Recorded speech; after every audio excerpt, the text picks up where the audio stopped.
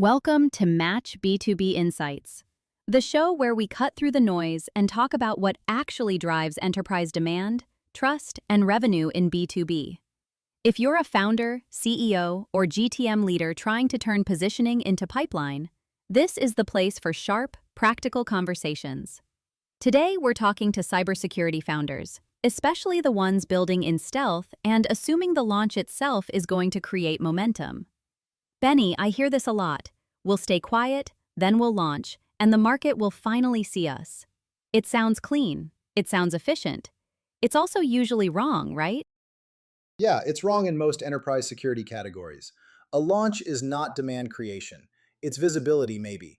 But visibility without trust does very little. And in cybersecurity, trust is not a nice to have. It's the whole mechanism.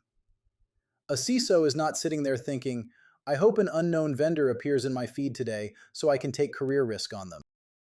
Right. Security buying just doesn't work like casual software discovery. It's not, oh, interesting landing page, let's book a demo. Exactly. The buyer is not exploring for fun. They're filtering for risk. That's the key distinction. A security leader is asking, if I bring this product into my environment, what operational burden am I adding? What political burden am I adding? What integration burden am I adding? And if this goes badly, who owns that mistake? Usually, them. And that's true even when the problem is real and painful. Even if the founder is solving something important, the buyer still needs context before they engage.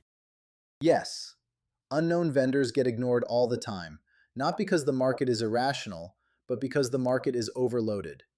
CISOs, SecOps leaders, security architects, they're flooded. They don't have a discovery problem. They have a prioritization problem.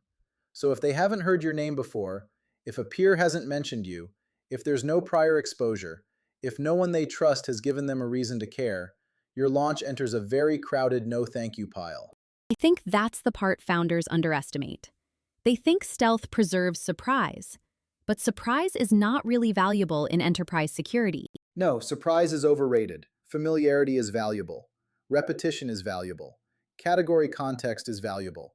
If I'm a buyer and I've heard about a company 3 times from serious people before I ever see the announcement, now the announcement lands differently. It confirms something.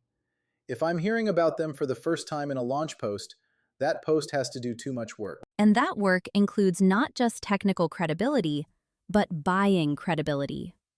Like, should I even spend time on this? Is this mature enough for a conversation? Is this just another tool that creates more noise for my team? Correct. Security buying is a risk decision before it becomes a product decision. Founders often pitch features when the buyer is still evaluating exposure. That's a sequencing mistake. Before the architecture slide, before the detection logic, before the dashboard, the buyer is asking, do I trust the people behind this? Do they understand my environment? Have others like me looked at this? Is there enough signal here to justify internal attention? So if you're a founder listening and you're thinking, we'll reveal everything at RSA, or after Black Hat, or once the website is polished, you may be delaying the one thing that actually matters, which is market familiarity. Yes, and I'd say something else that's a little uncomfortable.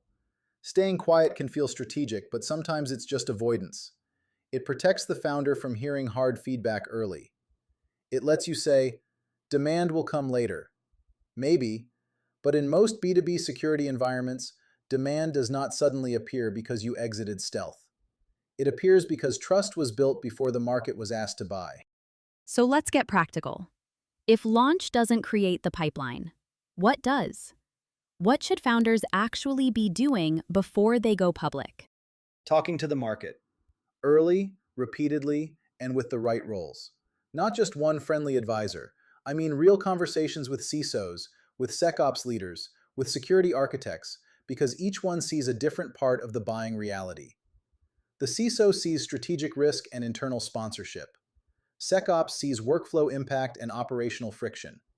Security architects see fit, integration, and long-term maintainability. That mix matters because a lot of startups, honestly, only optimize for the executive buyer.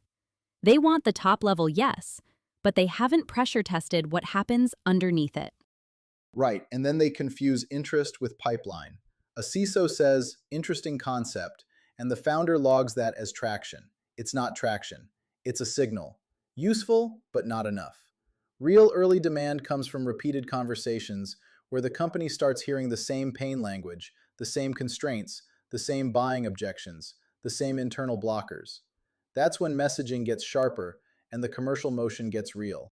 And this is where design partners come in, because they're often misunderstood too. People talk about them like beta testers with logos. Yeah, that's too shallow. Design partners are not just testing product, they are validating trust. They are helping a startup understand whether the solution fits procurement reality, not just technical possibility. Will a security team invest time? What documentation do they expect? What concerns surface internally? What language resonates? Where does legal stall things? Where does architecture push back? Those are commercial lessons, not just product lessons. So the best design partner isn't simply saying, yes, the feature works. They're effectively helping prove this company can be evaluated seriously inside an enterprise environment. Exactly. They become trust builders. And eventually, if the relationship is strong, they become references, peer validators, maybe even the first source of repeatable market language. Founders need to understand that in cybersecurity, buyer confidence is often borrowed before it's earned directly. A respected early customer lowers perceived risk for the next one. That's why the Wiz example is useful here, even at a high level. Not because of some magical launch playbook, but because security credibility was built through relationships and trust in the market, not just announcements. Yes, and that's the lesson founders should take. The market usually rewards companies that are already known, already discussed, already validated in small circles before they become broadly visible. Security buyers are pattern matchers. They ask, who else looked at this? Who's talking about it? Who do I know that knows these people? That's how credibility compounds. I also want to mention something relevant for early stage teams in Israel. Because the current period is difficult, and resources are tighter for a lot of small companies. There is a dedicated program for small companies, and I think it matters in this context because early demand building is not a luxury project. It's core commercial work. I'm glad you said that. Especially now, small teams cannot afford to burn months on silent building and then hope the market catches up. If there's support available, use it to structure outreach, sharpen positioning, and build the trust path early. Because the hidden cost of waiting is not just delayed revenue, it's delayed learning. Okay, so let's end with the founder question. If I'm building a security company and I'm still pre-launch, how do I start conversations now without feeling like I'm exposing too much? First, stop using launch date as a permission structure. You do not need to wait for RSA. You do not need to wait for Black Hat. You do not need the perfect booth, the polished website, the final product video. That's event thinking. Enterprise demand is built in direct conversations, not in conference mythology. Conference mythology is a good phrase, by the way. It's true, though. Founders act like the market opens for business on stage and nowhere else. No, buyers are reachable before events, after events, and usually in much better conditions outside event chaos. A serious conversation with a CISO in a quiet setting is worth more than 100 badge scans. So what do they actually say if they don't want to reveal sensitive IP or product mechanics? You don't lead with secrets. You lead with the problem structure.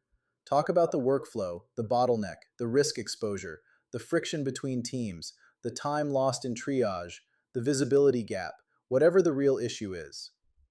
Ask how they handle it today. Ask where the current process breaks. Ask who owns the pain internally. Ask what would need to be true for them to evaluate a new approach. You can learn a lot without disclosing the core engine. That's such an important point. Early conversations are not product demos. They're diagnostic conversations. Yes, and founders should treat them with discipline. Don't collect compliments, collect patterns. If a security architect keeps asking about deployment complexity, that matters. If SecOps keeps pushing on false positives or workflow disruption, that matters. If the CISO says the issue is real but not budgeted, that matters differently. You're building a map of buying behavior, not just validating your own excitement. And if the founder hears hesitation, that's not necessarily rejection. It may just mean trust hasn't matured yet. Exactly, which is why repetition matters. Not spam, repetition. Thoughtful follow-up, new context, a sharper articulation of the problem. Maybe a design partner invitation when appropriate. Maybe a conversation with another stakeholder in the same account. Trust in cybersecurity is cumulative. People rarely move on first contact unless there's already some transferred credibility. So the founder's job before launch is not to hide.